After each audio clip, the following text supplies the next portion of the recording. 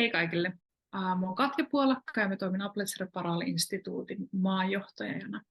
Ja tänään mulla on haastateltavana Thomas Rasmussen. Ja Thomaksen kanssa tänään on tarkoitus keskustella uudesta kurssista, jota aletaan järjestämään nyt myös Suomessa. Ja tämä kurssi liittyy kallonpohjaan, mutta annetaan Thomaksen kertoa siitä hieman enemmän. Hi Thomas, nice to see you again. Hi Katja. So, you are coming to teach a new class here in Finland, Beyond the Cranial Base. Could you tell us a little bit about the course? Yeah, so Beyond the Cranial Base actually started more than 10 years ago. And it started after teaching CS1 and CS2 and having study groups, recognizing how many therapists that has problems by performing the cranial base, and looking into that, say, maybe we are missing something or we could improve the situation. That was the first start of it. And then second, looking for help in osteopathy, CST, and all that for understanding the cranial base. One reference point was that when you look into Opletcher's book, was that the cranial base has so many attachments, and all of them are quite important for the functioning of the craniosacral system. And then you go into a chapter with all these anatomical attachments and thinking that's not going to go that easy to try to teach that way. We must find a simpler way. And then one more thing came in when you looked at people who have maybe 30, 40 years of experience working with CST.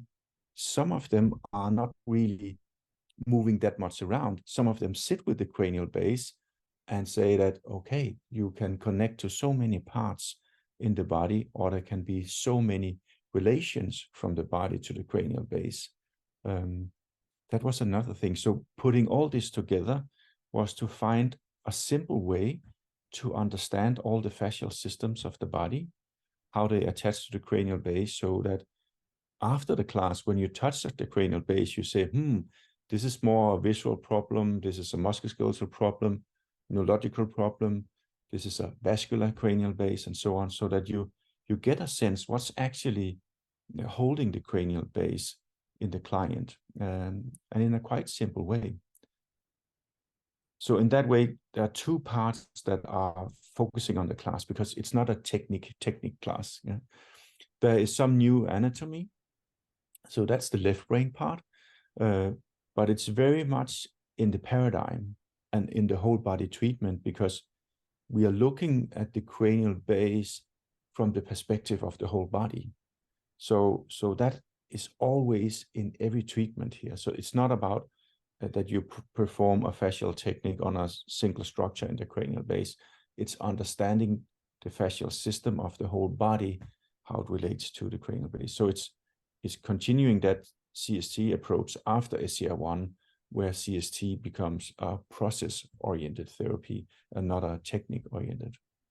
If you would need to choose, let's say, three main things that you hope that the students would take from that class with them to their clinic, what those three things would be? I think for the feedback from the class, from students, since we were beginning teaching it in Ireland, people were simply coming back and say this has to be part of the normal or CST education, and it has been so. So in Switzerland, it's part of the whole education that is a state education. In Ireland was offered. In Holland, it's now also part of the education there. So it's become very much integrated into the whole development as a CST therapist over the years now. I've been teaching it also in the States and also in the Mother Institute in Florida, where we had a lot of the American teachers there. So also been a lot of good feedback of how it should be part of the education. So several countries are working on that, and several countries are already doing that over the years now. So it's for some people it has been the missing link in the cranial base, or it's been the missing link in the paradigm, objects of paradigm, or giving something else. For other people, also been like this approach of like, oh, I remember how to work with the whole system, including the cranial base, with only 5 grams and this intention. And if you have any examples that, if you think perhaps your own clients or what you have heard from the practitioners, who do you do? Well, we kind of often say that we can use everything for everyone, but who would benefit from the now I can't say techniques, because you said that it's not like technique, but from the teachings of this class and the learnings that the students get, that what type of clients would benefit. So you can say for some clients, it's the major part is that you can say when you do your arcing and you come to the cranial base and say there's a major problem here, and that combination of is, of course, it has involved the whiplash, a burst trauma, and so on, where you have disturbed the balance in the fascial systems of the cranial base, and maybe connected to whatever the situation was when this happened. So that is like a major part. And my own clinic, we are treating a lot of whiplash clients. So of course that practice has been something that has really enhanced with this. Another part has been, I think, for some of the feedback also from some of the obligatory teachers who took the classes, that they say that they actually realized coming back after this class, it's something that they use every day in the clinic, and it also changed the way that they work with the clients, because you also do it when you do integration of a treatment. Maybe you have worked with some system of the body, and then now you know, this relates to the cranial base here, that having that knowledge makes it easier to see what is going on in the client. So that has been a great help from other people.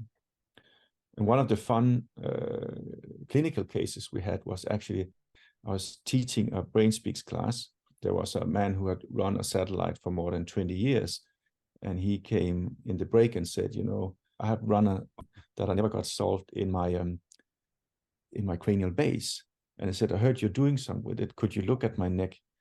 We had a coffee break, and we realized that it was not something posterior that we normally go into the soft tissue posterior to the cranial base, but it was something in the anterior system that we also are going through in this class. And just releasing that anterior fascial system and its relation, he wrote back, that was crazy. We took 15 minutes and he had a process, and now his cranial base was shifting. So it relates to, because it relates to all the fascial system. So even I treat visual problems from the cranial base with this concept. So it makes my life easier in the clinic. So that has been one of the main purposes also of developing the class. Easy is right. I can imagine. And when we had the Brain Speaks here, I remember I was on the table and I got on the last day a terrible headache that didn't go away. And I remember that the resolution came from the something that you told me that you will teach in this class. So I'm looking forward to learn those myself as well, because I know now from my body that it works. Yeah. You mentioned the Brain Speaks class, and many Finnish students know you from there, and some of them will know you from there because we also have that coming up. But do you see this class or the way of working after the Beyond the Cranial Base that combines well with with working with the brain as well? Yeah, you can say it works well together with the brain also, because sometimes when you have the combination of whiplash and brain concussion, or the burst trauma where you have had a pulling, sometimes the neural tissue inside, and this will be your brainstem and the brainstem going into the spinal cord, sometimes you see a disturbance on that level. So when you combine the two of them, then you can say maybe you're feeling the cranial base, and then you realize in some cases it will be the brain parts that are also disturbed in this trauma that has happened. So in that way, it brings a good combination. But the main connection also between the beyond the cranial base and the brain speaking classes is the process-oriented, and that we keep deepening in our understanding of what is the paradigm, what is the self-healing of the body. And that's a major thing. Absolutely. Anything else you want to add about the class or tell? Yeah, no, I'm looking forward to be back in Helsinki soon, and I'm coming there regularly. So yeah, it's wonderful to be back, and I've been looking forward to teach this class in Helsinki with the students we know, and also the new ones that comes around. So yeah, I'm looking forward to that. Likewise, it's exciting to bring a new class and learn something new again. So thank you. You're welcome.